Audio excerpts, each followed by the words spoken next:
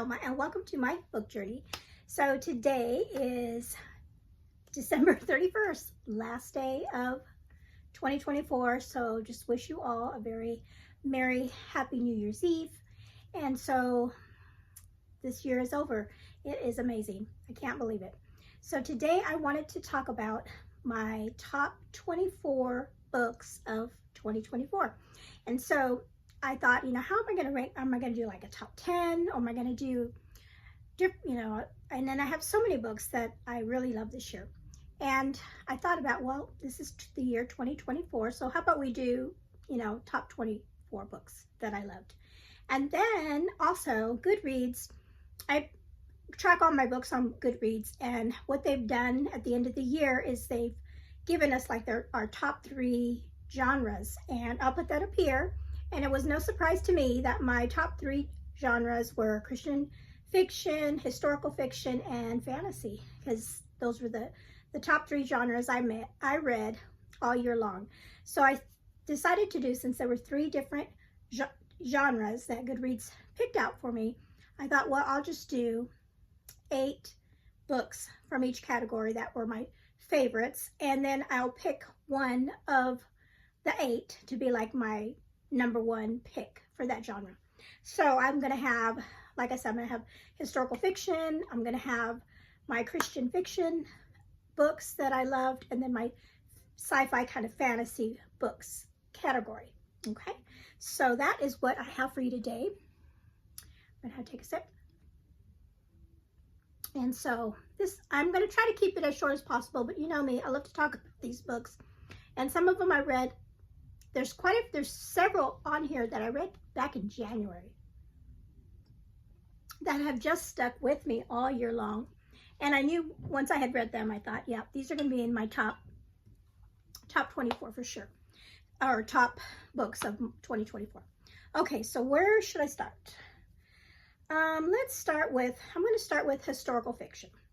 And I'm not going in any particular order I'm not ranking them by, I'm only going to tell you my favorite of the genre at the end. So, but all of these, I gave pretty much 4 or 5 stars during the year. And they've just, when I thought about historical fiction, as I'm going through my list of books that I've read, these were the ones that really popped out at me, that I remembered really enjoying reading. Okay, so starting with historical fiction, this book I read in November. I know that because it was for historical fiction month. And this was a book called We Were the Lucky Ones with Georgia Hunter. And this was really an emotional, hard-hitting book about a family. It's based on a true story of a Jewish family going through World War II and their experiences living in Poland. When Poland was separated, it was occupied by the Germans on one half of the country and occupied by the Soviets on the other half of the country. And this particular family was split up, some were on one side and some were on the other side. And they all went through different horrible things and their experiences and what they did to survive. And it really was a miracle. And it's just like the title said, we were the lucky ones, compared to so many Jewish people that went through the Holocaust and losing family members and never hearing from family members. And I've read books that talk about things like that they really were the lucky ones, even though they went through horrible things. At the end, they try to find each other.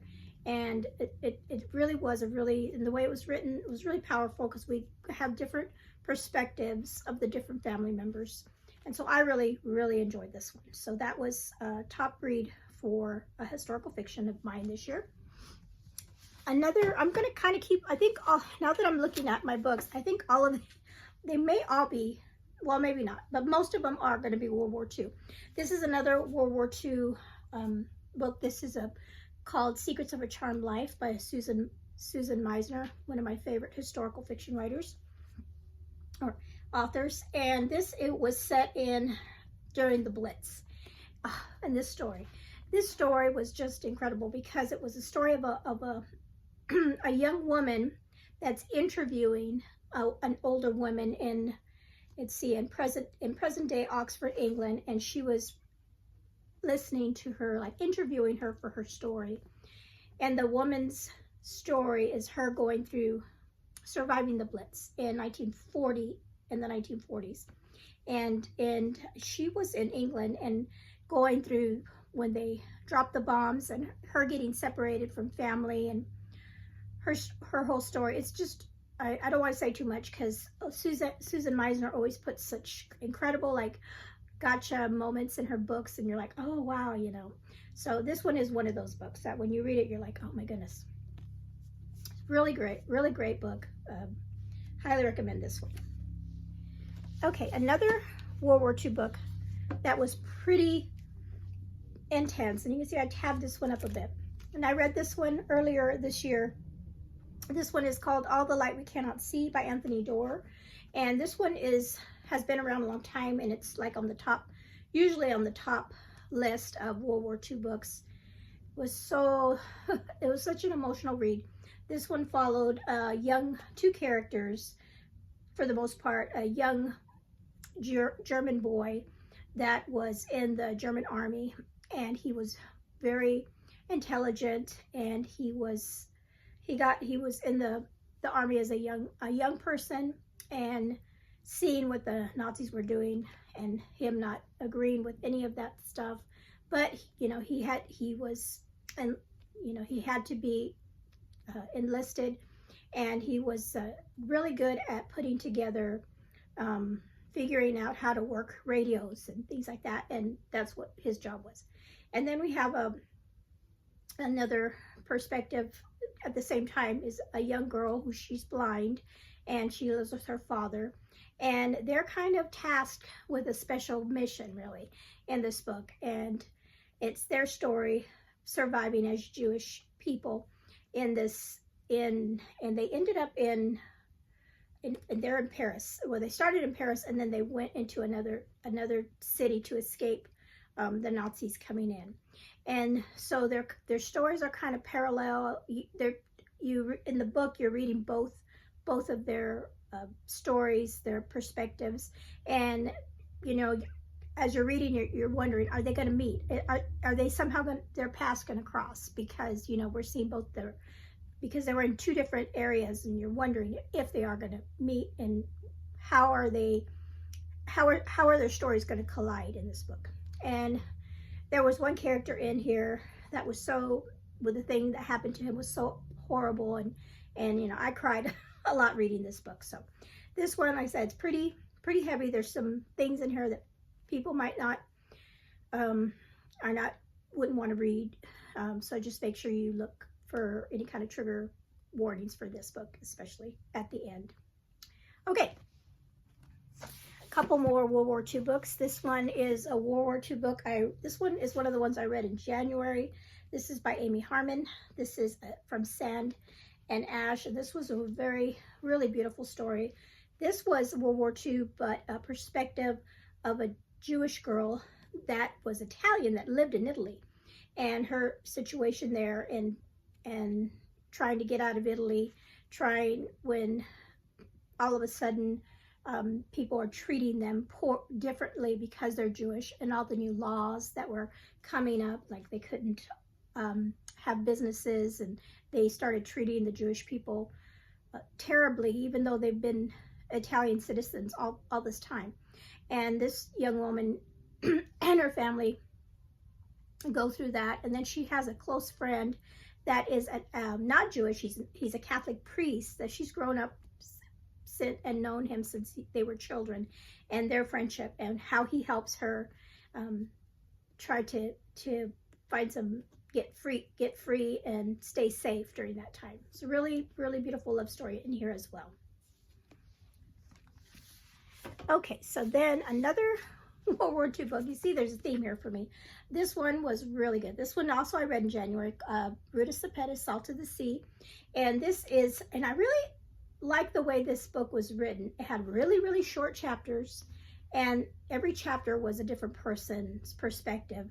And I can't remember if there was 4 or 5 people, young people. They're all young people. This is a YA book as well.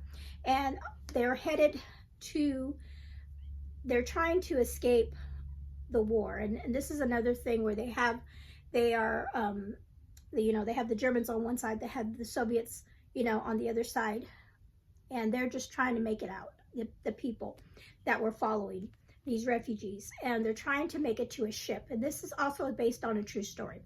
And so they're trying to make it to a ship to get out of the country, and the book is their journey and the things that they come across and how they help each other and how they learn to trust each other, because they don't know who they can trust during this time period. This book also, I cried a lot at the end because of the ending was so tragic. And this does talk about a true story that happened on a ship that a lot of people don't know about. So this was a really, really good one. Okay, so those are all the historical fiction books that I have, that I own. But there were some other ones that I read this year that I don't have, but I'll put them up here. One that is not World War II, but is also written by Amy Harmon, was her book that she came out with this year called Outlaw, The Outlaw Noble Salt. And that one was so good. It was about like a reimagining, a take on the, what was his name? Oh my goodness, I'm drawing a blank. A famous like a bank robber back in the day, Butch Cassidy and Sundance, right? I think it was Butch Cassidy. I'll put it up here. I totally forgot. I don't have the book to tell you. But anyway, it's about what would happen if he would have met, if this would have been his life, if he would have turned from being a criminal, if he would have stopped robbing banks, if he would have turned a new leaf and just was a good guy and didn't get involved in crime anymore. And that's what the story was, him meeting a woman and a woman that had a young boy, and their relationship, and him deciding on whether or not he was gonna go back into crime or live a quiet life. And he's wanted, he's being hunted, and he's disguising himself, and that story, it was really interesting. And you learn bits and pieces about the real Butch Cassidy. Was it Sundance? I know both of them are in the book. Oh, I feel bad that I know it is Butch Cassidy in the Sundance, but I can't remember which one Noble Salt is. But because he changes his name, that's his alias in the book, is Noble Salt. Okay, but anyway, good. This is a really good book. Different time period too for me, so it's really good. Okay, and then another one from a different time period was a book by Kristin Hanna. This is another one that came out this year that a lot of people read, The Women. This was set in Vietnam era. And this one was really, really good. It was about a woman who joins the military because she comes from a family of men that serve their country and are proud and everything. And her older brother joins and goes off to fight. And then she wants to serve her country too as a nurse, because she's a nurse. And so this is her story, and it's so a lot of imagery, war imagery in this book is really powerful, and everything that she goes through is great. The things that she sees and does, and her, when she comes home, how she deals with it mentally is really difficult for her. The PTSD that she goes through. And of course, they didn't know back then, at the time, they didn't even know what that was. And then her is different because also when she tried to get help through the veterans hospital and things like that, she would say, I was over in Vietnam. And they're like, no, you weren't. There were no women in Vietnam, but there were these nurses. And she would say that, and they're like, well, you didn't see battle. But she did see battle, and she did see treated men that were brought in, bloodied and broken, and just the trauma that she went through. And then her dealing with her family life too. So it was all kinds of drama and a lot of things going on with this young woman, and how it ends is pretty dramatic. I really enjoyed that.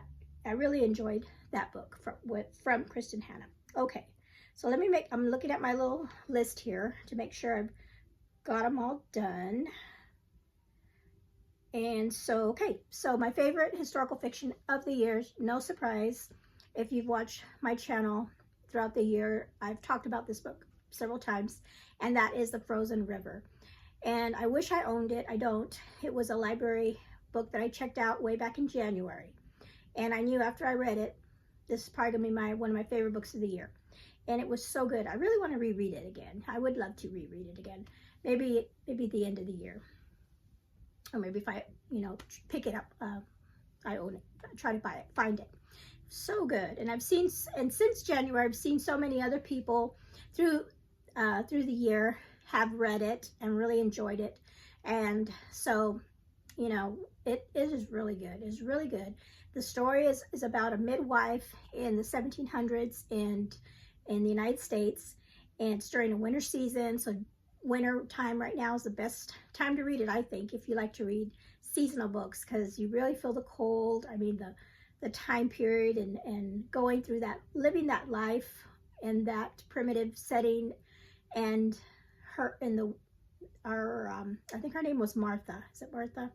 But she was and I remember when I was reading, I was like, this woman's my age, and she is a midwife and going out into the snow and walking, and she's doing all this, and I'm like, oh, I can't believe it. And her relationship with her husband was one of my favorite parts in the book, because of their relationship as man and wife it was a beautiful love story in of itself. And I loved it because they depicted a married couple in a wonderful relationship. And then, of course, also there's a mystery going on. In the beginning of the book, it talks about they finding a body in the river. And since she was a midwife and like medicine, she was called in to look at the body, and she kind of becomes our detective in this book. There's so many wonderful things in this book, and the author weaves it all wonderfully, the story. I enjoyed every part of the story. So that was my number one historical fiction book. No surprise. As I was reading throughout the year, I thought, is there going to be a historical fiction book that's going to top that one? And a lot of them came really close, but that one really stuck in my mind. I couldn't stop thinking about that. So I knew that was going to be my favorite. Okay, so I'm going to go to fantasy now. I'm going to talk about my 8 favorite fantasy books. And then again, I'm going to, at the end, tell you what my number 1 is. The first one I'm going to talk about is Recursion. This is a secular sci-fi book. It was so interesting, and I read this in a day. I was like going through it so fast because I just had to know what happened to this character. And it's such a bizarre story, but really compelling.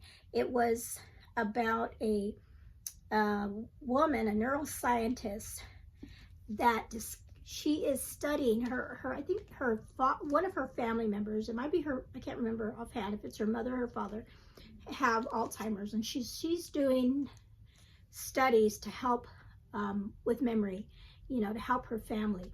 And she stumbles across a way to change memories or do something with memories. And then her studies, somehow when they're doing it, they're tweaking it, and lo and behold, we got some time travel happening, because the mind is going back in time. It's really interesting. It's hard to describe. This author, Blake Crouch, does a really great job of explaining what's happening, and what's happening and the dilemma that's happening. And it's crazy. It really is crazy the way this story goes. So if you like that kind of thing, if you like kind of time travel and not a mystery, but like suspenseful, to find out if they're going to be able to fix what they've broken, because bad things start happening because of her experiments and what she discovers. So that was a really good one. Okay, another one that was, I know I like these bizarre stories. Here's another bizarre story. This was The First 15 Lives of Harry August, another secular sci-fi fantasy. It's about a man that he is a man that lives his life over and over again. And at first he doesn't understand that it's happening to him because he lives his life and then he dies. And then all of a sudden after he dies, he wakes up and he's back. He's been born again, basically. And he's born in the same body or in the same life. So he like repeats his life over again. And then later on in the book, we realize that he's not the only one. There's other people that do that too, and they communicate with each other. And that is the most interesting part of this book, is how people down through the centuries are able to communicate with each other through their lives, the different lives that they live. Is so fascinating. This one has a lot of things in it too. It has some language in it, and it has some things that happened to him that were really hard to read in certain periods of his life. And like I said, it's called the first 15 lives of his. He lives his life over. And another thing, he holds all his memories, like everything. He remembers everything of all these different lives, and not all of the people that can come back to life like he does remember their lives. He's just special in that he is able to remember all the lives, and that's critical in his story. It's really fascinating. If you ever get a chance to read this one, I'll recommend that. Okay, another secular fantasy that I read was, I finally got around to reading Mistborn by Brandon Sanderson, and this was super good. And I have the two, I still haven't read the next two in the series, and that's one of my goals for this year, is to finish this series. There's only 3 of them in this first series anyway. I really enjoyed it. It's set in a world that he created, and it kind of sounds like a medieval kind of setting, yet they have powers that are based on metals. It's hard to, at first it was hard for me to wrap my head around, but they do, at the end of the book, it has like the different metals and what they do, and what the people, the Mistborn, this main character is a Mistborn, and that sets her apart from other people that have certain powers, because she's able to wield more than one of the metals, where some are only doing one. This book is like a what they call a heist. The group that she's in is planning this big heist, and then book 2 goes on from there and what happens afterward. It's hard to explain, but a lot of you have heard of this author before, and this is one of the books they say, if you're going to read his books, you might want to start with Mistborn, and that's what I did this year. Okay, then we have a Christian fiction, science fiction that I read this year, and this one's called Recorder. This was such a good story too, and I do have book 2. I'm going to try to get that read this coming year. This is about she's a recorder, and her job is to record things, and she's a human, but she has not a computer brain, but she's got computer elements to her, so she's not fully totally human. And something happens to her that breaks, or something happens to her to what makes her a recorder. She's dealing with her humanity really in this book, and I really enjoyed it. So that was a really good one. Okay, let me get my notes out, because I want to make sure, because there's some of these I don't have them. So the last book that I do have for a fantasy was one I read in January. January was a really good month for me this year. I finally read Caravel, and this was so good. I loved it. I really loved it. I finished the series this year, but this was my favorite of all of them, because it was so different. It was such a different kind of story, and maybe because I didn't really know anything about it, which was good. I went into it totally blind. I just knew it was some kind of fantasy. I thought it was about a circus for some reason, and it really wasn't. And it was based about two sisters that really kind of go off on their own, escaping their abusive father and get caught up in some kind of fantastical game, and that has high stakes. And it was really good. Had a really sweet romance in it that I really, really loved. And, you know, I wouldn't mind rereading this one. I really loved it. Okay, so those are all the fantasy books that I own. And then we have, I really liked the second book in the Ravenwood series, I think, by Morgan Busse. And the second one's called Flight of the Raven. And this one was, my husband and I, we read all three of them. It was a trilogy, but we both agreed that book 2 was our favorite, because this is a story about a young girl that comes from a family that is, the women in the family are able to enter people's dreams and manipulate people's dreams, and which is crazy in this story. And her mother is kind of like the bad guy in the story. And then she ends up meeting a young man from another country in this kingdom that they live in, and his family has another gift. And I believe, if I remember right, his is like controlling water. And their relation, and book 2 is like where their relationship happens, and it's has a little bit more romance and adventure in it as far as the rest of the series. So we really liked book 2 the best. Okay, and then my husband and I also read the book Powerless together, and we really loved that book. I read the second one, Reckless, this year as well. And so Powerless is about a young woman that lives in an empire, kind of, that the people have powers. A lot of people have different powers, and they kind of keep the people that don't have powers are like hunted, and they trying to exterminate them. And she's one of those people, but her father teaches her how to make people think she has powers, and she does a really good job. And the book is about her surviving. The first book, anyway, Powerless, is about her surviving, and she meets a prince, and he has powers, of course. And there's like an enemies to lovers kind of thing going on. It's really I was surprised. I heard about it from a lot of people, and I didn't know if I was going to like it or not, but I really did. I really enjoyed that story. Okay, so let me look through these, make sure I got all my 8 before I get to my number 1. Okay, so my number 1 for my number 1 fantasy is a book that I checked out from the library as well. And this one was called Heart of Red, Blood of Blue. I hope I'm saying that right. It'll be up here. And this one was so good. And this is another one that I read with my husband, and we both really enjoyed this one. And this is about a young woman that is born, she's born in albino, in this family of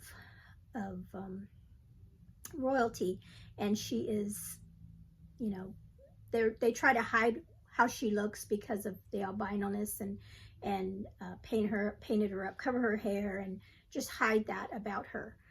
And in the beginning of the book, she is going to be wed to a neighbor.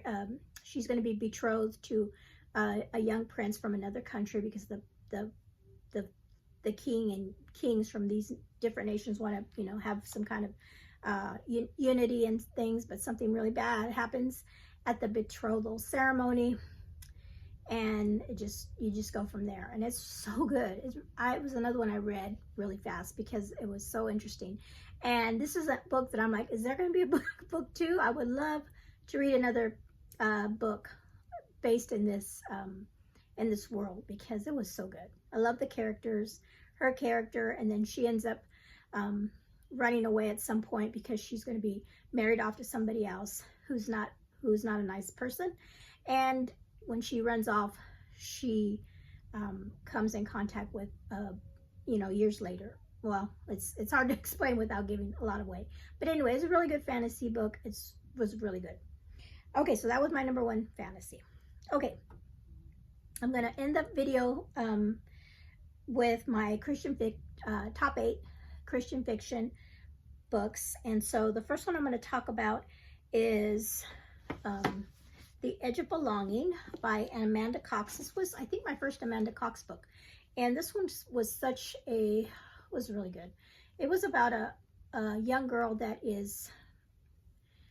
was adopted by a family, and her grandmother passes away and leaves her some information, and it's really about her learning about herself and where she came from and the truth about where she came from, and like a really found family book, and her what she's going through in her life at that time, and getting back to get to know old friends that she distanced herself from in the past, and it goes back and forth between present day and then in the past, where a homeless man finds a baby on the side of the road, and how he is a part of her life, this homeless man, how he fits into her life. So it's a really good story. Again, it's by Amanda Cox. And then I really enjoyed this book by Francine Rivers. Read this in November. The Bridge to Haven.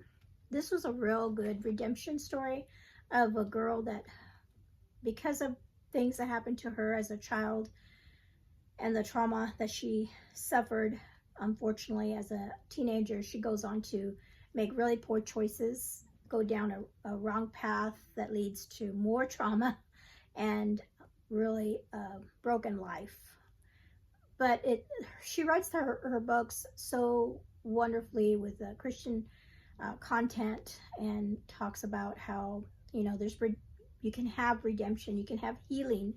I mean, it's going to, in this particular story, it took a while for her to get through what she was going through, but she had people that were praying for her the entire time, even though she didn't know it. And she just felt like, because she had made those poor choices, that her friends and family would not accept her back or forgive her. But so it was a really beautiful story. It's it seems like a chunky book, but I really read this pretty quickly, because you just want to know what happens. You really get invested in her story, and you want to know how she makes it through. Okay, another Christian fiction book that I really enjoyed was this one by Karen Whitmire. It was a Cinderella retelling, If the Boot Fits. And I usually don't like retellings, but I like this one because it was set in the West. And so it's like a flip, because the cowboy loses his boot instead of her losing her slipper. And it was so good. It was, and then there was kind of like a twist with her mother and father, something that happened between them is, that comes to light at the end of the book. It's really interesting. I just love this. I've really loved this series, but this so far has been my favorite of the series. Okay. And then this is a recent read. I just finished this one, Patty Callahan, Once Upon a Wardrobe. So I just recently talked about this in a mid-month wrap-up.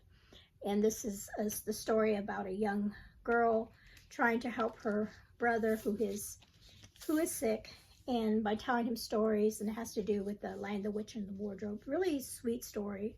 A really good one for winter read too, and Christmas time, because it takes place during Christmas time. So really, really love that one. Really, really sweet Christian themes in that one as well. Okay, and then I read book 3 of Gabriel Meyer's book For a Lifetime. This one came out in May, I think, May or March, I can't remember, and was really good. This one was different because it was about twins in the Timeless series that are time crossers. And so instead of one person going back and forth, we have twins going back and forth. So if you don't know about Gabriel Meyer's Timeless series, usually the first 2 books of this book 3, the first 2 books were about one character time crossing.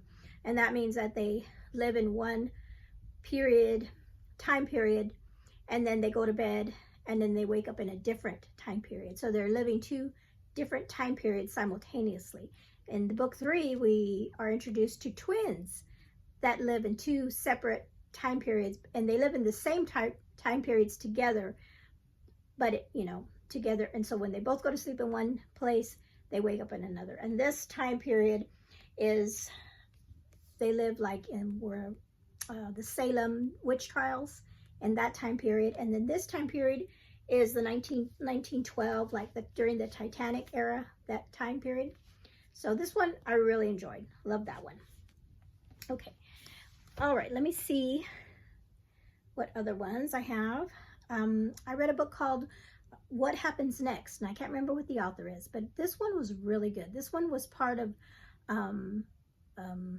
a group read for, I think, Katie's, one of her readathons that she had during the year. And this, I believe this was her group read, because that was the only reason I had heard of it. It was really good. It was about a young girl that is a woman that is a podcaster, and she had a friend that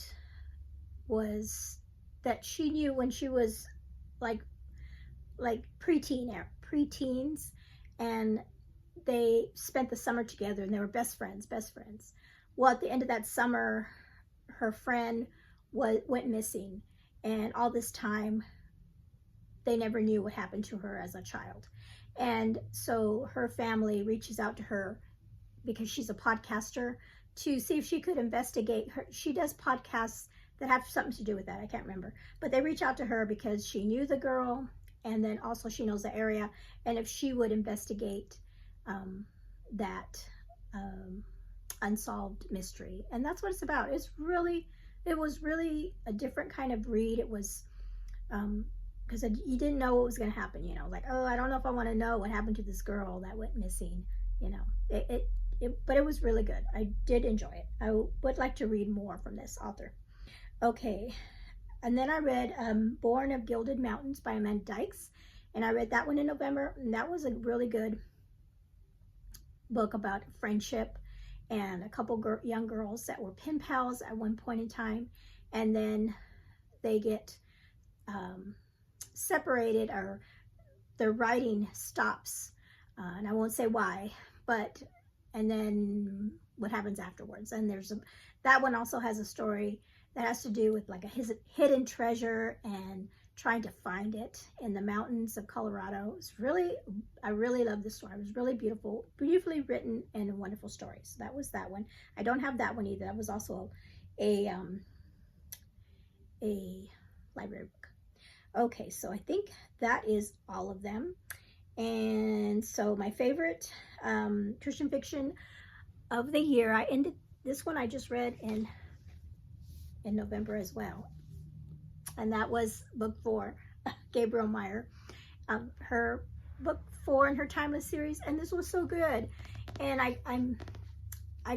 don't know, I haven't read book 1 in a while. Book 1 was like my favorite, because it's the first one in the series, but I really liked this one. And this one was different because we have the woman that is a time crosser, but this one was different because she didn't know that she was a time crosser, because she didn't have anybody to tell her what was happening to her. She just was going through this and realized she was different. Not everybody had 2 lives like she did, and she had nobody to ask questions and to find out why this was happening to her. Was she cursed?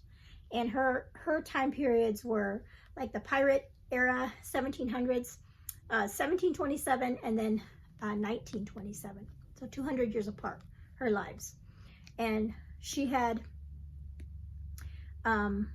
such different, in this one, like I said, she's going to go meet up with pirates. And in this one, she's the daughter of a famous pastor or a preacher that did like tent revivals and powerful sermons, kind of like a Billy Graham. We would think of a Billy Graham back in the 1920s. And that her lives were so different. But you wanted to know, is she going to find out, who she is, what she is, is she going to be able to figure everything out? So this one, I loved it. I really love these this series. Can't wait for the next one to come out. So this one was my number one Christian fiction of the year. Okay, so that's all of them. I try to go as fast as I could for you to get all these books in. Let me know in the comments below if you've read any of these books. Sorry, I know a lot of people have read the Timeless books, especially because both of these, book 3 and book 4, both came out this year. So a lot of people, you know, have been wanting to read those and got caught up with them. Some people read all 4 of them this year. My mother-in-law did, because I got all the books and handed them off to her, and she really enjoyed them too. So that's it. 2024, my favorite 24 books for 2024, and I had a lot of really good ones in there that really stuck with me. So again, just so historical fiction was The Frozen River. My favorite fantasy was the Heart of Red, Blood of Blue, and then my favorite Christian fiction was the Across the Ages. And that's it. Again, let me know in the comments below, what was your favorite book? You don't have to put down all 24, but tell me, comment and link in the comments below, what was your favorite book of 2024? I really would love to know what your favorite book was, because if I haven't read it, I want to make sure I put it on my TBR. All right. You all have a blessed New Year's Eve.